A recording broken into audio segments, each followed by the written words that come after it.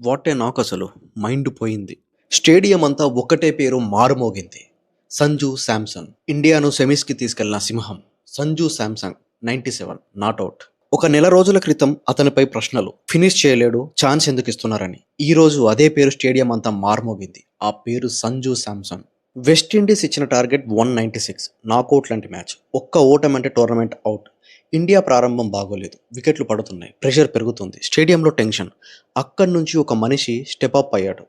12 ఫోర్లు, 4 సిక్సర్లు, 50 బంతుల్లో 97 నాట్అవుట్. ఇది కేవలం స్కోర్ కాదు, ఇది సమాధానం.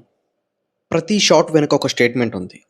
Cover drive class, pull shot power, finishing మాత్రం నెక్స్ట్ లెవెల్. ట్రోలర్స్కి రిప్లే బ్యాట్తో ఇచ్చాడు. సెమీస్ టికెట్ తనే బుక్ చేశాడు.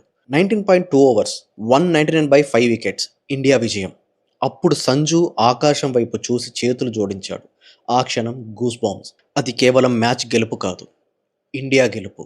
ఈ విజయంతో టీమిండియా అధికారంగా సెమీఫైనల్స్లోకి అడుగు పెడుతుంది. మరి ఈ రోజు నుంచి ఒక విషయం clear. Form is temporary, class is permanent. Remember the name Sanju Samson forever. ఈ మ్యాచ్ సంజు శాంసన్కి జీవితాంతం గుర్తుండిపోతుంది. క్రికెట్ చరిత్రలోనే one of the best match. 10 ఏళ్ల క్రితం ఇదే వెస్టిండీస్ సెమీఫైనల్లో మనల్ని ఓడించారు. అప్పుడు చెప్పలేని బాధ. 10 ఏళ్ల బాధకి బ్యాట్తో సమాధానం చెప్పాడు సంజు శాంసన్. ఈ గెలుపు జీవితాంతం గుర్తుండిపోతుంది. Remember this night, remember this innings, remember the name Sanju Samson. జై హింద్.